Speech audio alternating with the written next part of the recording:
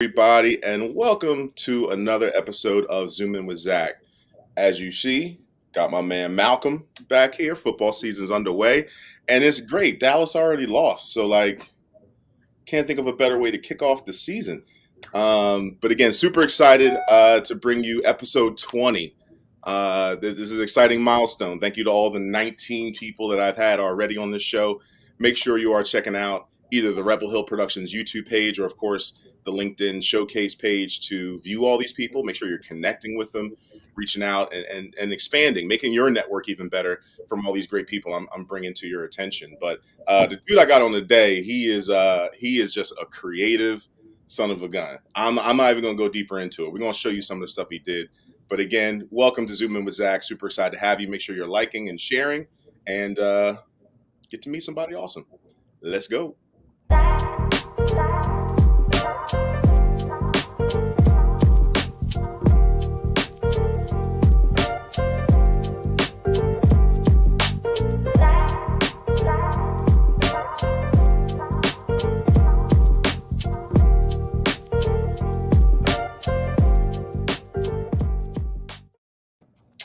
Good afternoon, everybody, and welcome to another episode of Zoom In with Zack. Like I mentioned, this is the start of the football season. That's why I got my man Malcolm back there. Technically, the Saints are now my second favorite team since he's over there, but of course, I got the Dope Eagles poster. Shout out to Jordan Spector who made that also. I'll have him on the show at some point. But today I have a whole other creative person here with me, and I got to know this dude over my time with the Brooklyn Nets. I was always a marketing guy at heart, so I was always like buzzing around his desks and the people that he worked with. But I was a sales dude, but I had a passion for what they were doing. And when I started to see the creative stuff that came out of this dude's office, it blew my mind. And I'm fortunate enough that I've stayed friends with him, stayed connected with him, and seen the great things he's done over his career. But we're going to jump all into it. I'm going to introduce you to him now. This is my man, Aaron Brown. Aaron Brown, what's good? Hey, how you doing, man? Thanks for having me on, man. Truly appreciate it, man. For sure. Now, I hope I ain't blow up your head too much when I tell you're one of the most creative people I know. Well, thank you. I don't know if I could fill those shoes, but thank you anyway. I'm going to tell people a little bit about all the stuff you do, and I think that'll kind of give people an idea of what I'm talking about. But going back to sort of origins and how we connected, man, you were on the creative team for the Brooklyn Nets. And of course, now you have multiple companies you have a hand in. You're doing so much creative stuff for awesome brands. Tell people a little bit about you and kind of how you got into this creative world and what you're doing now. So I got into this creative world, I guess back in high school. So Queen Latifah's mom was actually my art teacher in high school. And so she would see me roaming the halls and, I tagged up a few lockers, just being an ignorant youngster. And, she kind of pulled me into her classroom and she was like, if you want to tag, you can tag, but, I want you to be in my art class. So she brought me in, she taught me how to draw figure drawings using like a grid style. So you can really, illustrate things well. She put me in art shows and, that was like my start with, not necessarily my start with art, but it was definitely what fueled me to keep going with art. Right.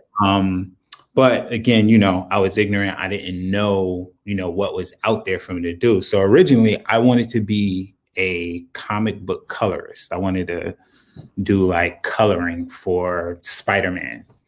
But then that's actually a real job. I didn't know about the world of graphic design and marketing just yet.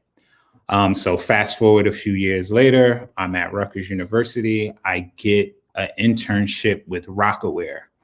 And I wasn't necessarily doing design there. I was doing wardrobe. So I would put all the clothes together for video shoots and parties and things of that nature. So, I made outfit like Memphis Bleak or outfit like Beanie Siegel, put them in an outfit for a shoot. And I would finish this work relatively quick. And so, they didn't know what to do with me. So they just threw me in a room with this T-shirt designer.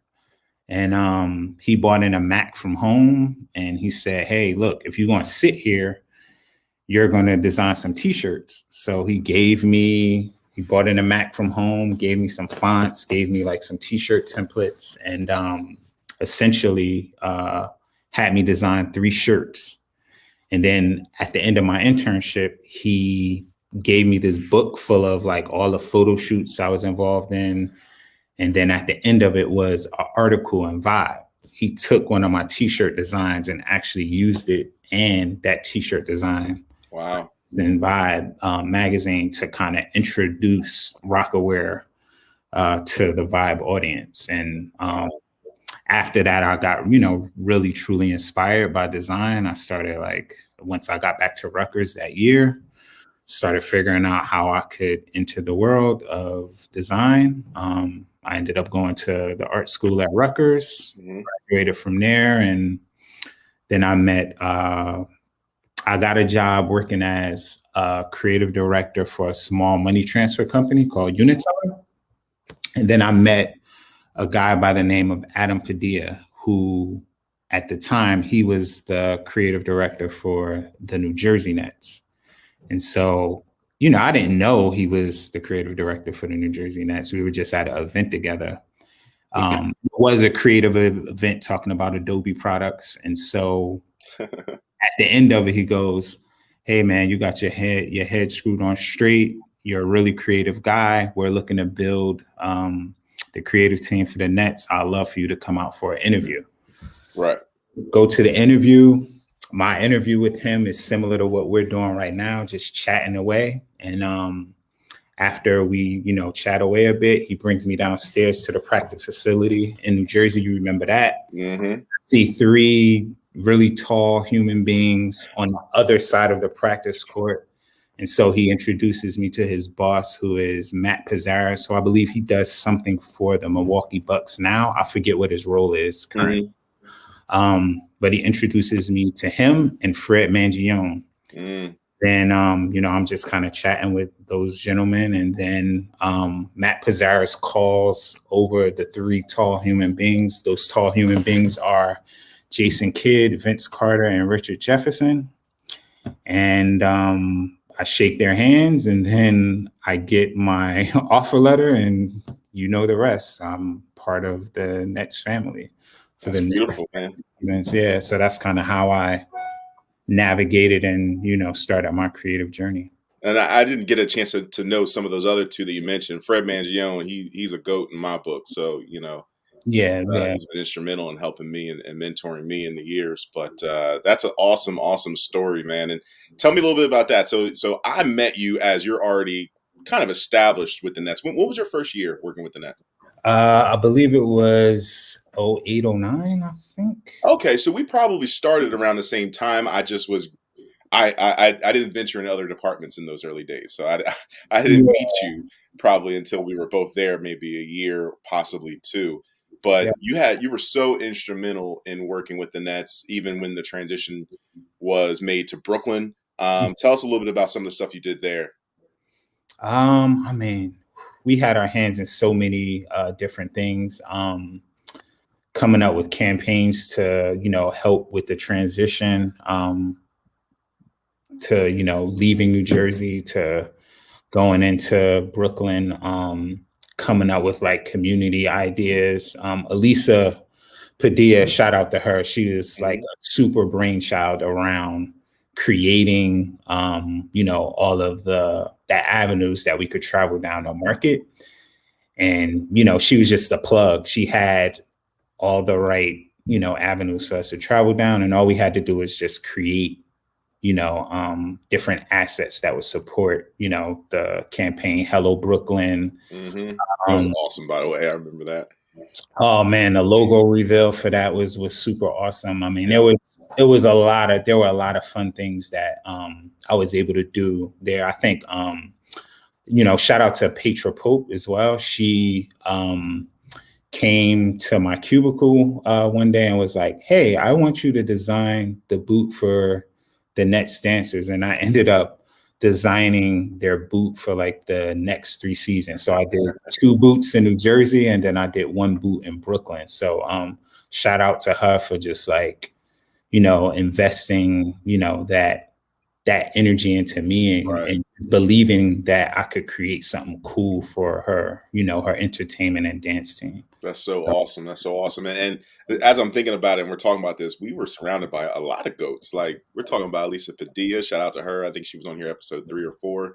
Mhm. Petra, who's an OG in the sports entertainment And space. listen, Original Laker girl. Like the crew that we were around. Like mhm. to be able to soak up energy and knowledge from those people, like we were all very, very blessed. So that was some good times. I had a picture up earlier. The court, you even had a hand in helping to put together the court, right? Yeah. So, the NBA gives you like, a template to Template. work with. Yep. You essentially brand it, with your team branding. And Jeff Gamble, shout out to Jeff Gamble. He Another goat. put me on designing one of the courts and submitting that illustration that you just pulled up, and then they take that and manufacture it, and then how they build the court each game and take it down. So Piece by piece. Yep. yep. So he put me in charge of creating one of those for the team when it first got issued in 2012. Gotcha. Very, very cool. Gotcha. Now let's talk. Give folks a little bit about your post Nets career, because I mean, as many amazing people I met during the Nets, we've all had some really awesome careers and things we've done. Once we left the team. I guess kick me off. Tell me a little bit about Royal Threads, because like I need some gear, and you're wearing the gear. It's super awesome. Folks, everything he's wearing, he designed. So, yeah. Thank you so much. So I started Royal Threads. I wanted to do a clothing brand for, I don't know, probably the past 8 to 10 years. But, once the pandemic hit, I said, I'm not going to wait any longer. I'm going to create and put some things out here. And I came up with the concept of Royal Threads because I create parodies a lot, right? I love creating parodies, and they would never really get used for anything except for, maybe on Instagram. And so I wanted to take that artwork and put it on something that someone can, take home with them. And so that's kind of how Royal Threads was birthed. My personal social handle is One King of Parodies. And so I kind of wanted to link the two. So that's how I came up with Royal Threads, taking those creative pieces that I make and put them on apparel so people could wear them. And the piece that I'm wearing currently is my idea and concept is for Earth Day. And essentially, this is the Earth Scream cone. And it's kind of like the world is melting, right? And you want to love the Earth. So, stop these Earth Scream cones from melting. So do something about it Earthwise, right? That's so, level with the entendres. It's just. I think I used to tell you when we were in Brooklyn that I really wanted to be a rapper. I just didn't have the vocab or the flow for it. So it's translated all my bars into art. I love it. I love it. And the Artoholiks. Yeah, Artoholiks. So the Artoholiks is a small boutique creative agency that my business partner and I, Quan Worthington, we actually started a graphic design company when we were in college, but we had no idea really what we were doing. We would get jobs, but they wouldn't be enough to really, survive and pay rent and, do all the things you need to do as an adult human being. So, we got jobs, we figured out how business works and, made connections here and there. And so fast forward some years later, around 2015, we decided to just hop back into the whole creative agency world. And so, we 10 toes in, we decided to full-fledged it. We had a series of clients, but we started off with a client that goes by the name of Scotch Porter. They're a men's skincare and grooming brand. And beard oils. Yep, beard oil, beard.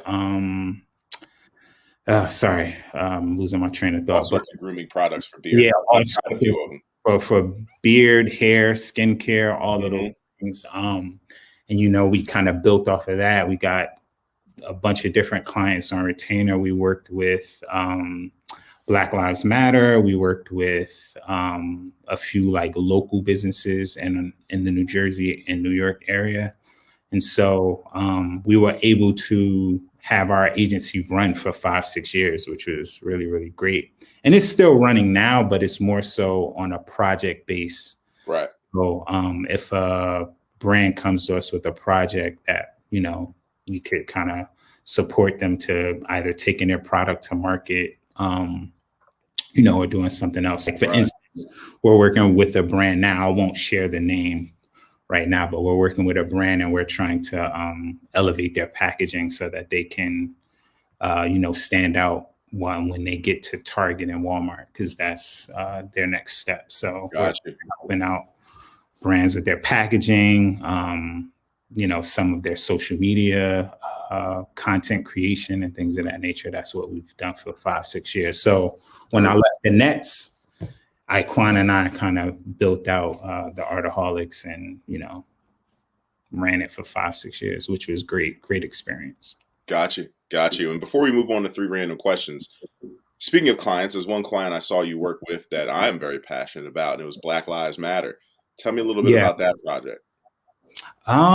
So we worked with Black Lives Matter for, I want to say 2 or 3 years. So we worked on a series of different projects, but 2 of the projects that I was really, really excited to work with them on was one, we did an apparel capsule that was released in Complex Con. And what was cool, I didn't know that this was going to happen, but there were quite a few celebrity endorsements. I think Jaden Smith was wearing some of our stuff. I'm forgetting the young woman's name from Grownish and Blackish. I don't want to jack up the way her name is pronounced, but we know what you're talking about. Yeah. So she was wearing some of the apparel, so that was cool. And then I also wrote and designed a campaign for them called What Matters 2020, in which they, were trying to initiate propaganda to get, a lot of minorities to get out and vote and change, what was happening with the previous administration. So those were really, really 2 great things that I was able to do with Black Lives Matter, which I'm super happy and excited about, because we don't always get to create things in our career surrounding that kind of community. So I was super happy about that. That's so awesome, man. And for folks watching, I really encourage you to follow Aaron on his various social medias. Like here's my only beef with you, Aaron. I follow like 7, 8, 9 accounts of yours. I don't know which one to pay more attention to. So like and they're all different. You got different content on each one. I put on here the Aaron Avenue. I'll be checking you out on that one. We got the Artoholiks. I feel like you said a different one a minute ago. Yeah. Follow them all, people. Follow him on everything, and reach out if you need next level creativity and design, because this dude got it in spades. Now, Aaron, we're going to jump into 3 random questions. Okay, perfect. I need you to give me a 3-digit number. None of the numbers can be the same. Okay. And I'm going to give you a business-related question that goes with each number. Okay, perfect. All right, I'm going to go 124. 124. Yes, sir. Now, for folks who be watching these episodes, I'm going to let you know I mixed up these numbers. So, it's not, 1 ain't the same 1. Yesterday's 1 is not today's 1. I thought I was going to get over. I don't have a good Fat Joe voice. I was trying. Let's see here. So number 1. Okay. You hit the lottery and you win $100,000. How are you spending it? And you cannot give it away or donate it. And I cannot give it away or donate it. All right. So gotta spend it. Gotta spend it. All right. So I'm going to take $25K. I'll invest that into Royal Threads just to be able to do some really great campaigns and amplify it. Mm-hmm. I'll take 40K and I will put a down payment on some type of a condo in your city, Philly. Come Yes, on sir. down, bro. Get on Yes, over here. yes, sir. And then I'll take the last 40K and 35. You said what? You got 35 left. Oh, 35. All right. So we're going to take that 35. We're going to split that up and give both of my kids a college fund. That's what I'm talking about. Yeah. So that's how, so my son and daughter will be able to, build their college fund. It would accrue a ton of interest if we did this today. So, that's what I would do. For some of my young people watching, his spending was all investing. Pay attention to that. He's investing in property. He's investing in his business. He's investing in his kids. That shit is key. So make sure y'all paying attention. Number 2. Ooh, I like this one. What is a cause you are passionate about and why? Ooh. So, something that I've been passionate about recently, and I created some artwork around it, is just the women's right to choose. So I created some artwork around it. I'm doing some research now, literally, to partner with an organization that kind of supports women in that kind of way. And what I want to do is I want to sell those T-shirts, hats with that artwork that I created to support women. And I want to donate that money to whoever that organization is. I think right now I'm looking to potentially work with Sisters Song, I believe. And they do a lot of that work to support women, with their right to choose, as well as many other things with women's health. So that's a passion that I have, and that's something that I'm trying to work on in the next month or so. So there you have it. Awesome. Very, very awesome and noble cause. And as soon as that's up and running, let me know.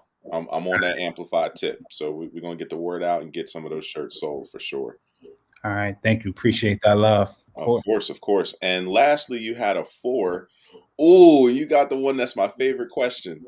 Look at you. Yeah. You lucked out. This is my favorite question of my randoms, and it's number 4 now. If you could only listen to one album or artist while you do work, what/who would it be? Oh, man.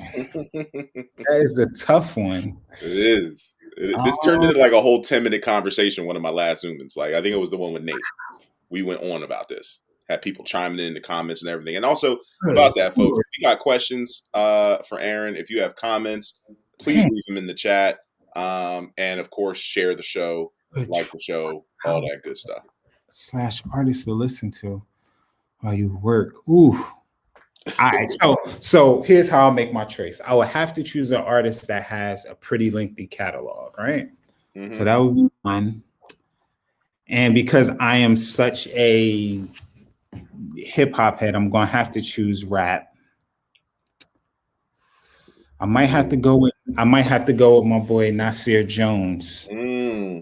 Yeah, I mean, he has a heavy catalog. He has like a lot of joints that I really love, and he sparks a lot of creative thoughts. So that was a tough one. I mean, I could name about 10 others that I should throw on there, but I think I'm gonna roll out with Nasir Jones. Yes, I like it. Yeah, I like it. And now I'll throw an extra bonus question: favorite Nas album? Ooh. All right. So this one, that's a really tough one to answer. So I can answer it myself. I'm gonna go with Illmatic / Stillmatic. Mm-hmm. I'm Stillmatic is my favorite, mainly because I might have been I wasn't fully ingratiated in rap when Illmatic dropped. Like, I just was getting into it kind of after that buzz. So, okay, gotcha. Illmatic, I was in my heyday, and I was like, oh, okay. And I had to go back and listen to Illmatic and other albums. But, listen, because when Illmatic dropped, I wasn't even, I'll be honest, I wasn't listening to Nas yet. Mm-hmm. What had me go listen to Nas was a feature he had with Raekwon and Ghostface. Mm. A drug dealer's dream stash came purple beam 500 Excel green 95 with the Mm-hmm. clean condominium thug dressed like a gentleman. That verse on that song, I don't remember the name of the song at the moment, but that verse had me go dig in the crates and find every Nas joint I could find, and then I became a fan of Dope, Nas. Yeah. dope, dope. Yeah. Well, bro, this has been super awesome. I'm so glad you had some time to chat with me and for my LinkedIn community to get to know who you are and what you do. I'm hoping some great connections come from it. To all the folks watching, like I said, make sure you're following and connecting with Mr. Aaron Brown. And I'm gonna leave it to Aaron to close out the show and give y'all some parting words. So stay tuned. I got I think 2 episodes next week. So I got some more fire coming your way. But again, thank you for watching Zoom In with Zach. Aaron, take it away. Well, thank you. Thank you all for tuning in to Zoom In with Zach. I appreciate you checking us out. If you want to get more information on what it is that I do, how I create things, you could follow me at One King of Parodies on Instagram. And on that page, you'll have links to my several channels that Zach was mentioning, because I do have a lot of different channels on Instagram. But once again, thank you for tuning in, and everyone have a good one. Enjoy your Friday.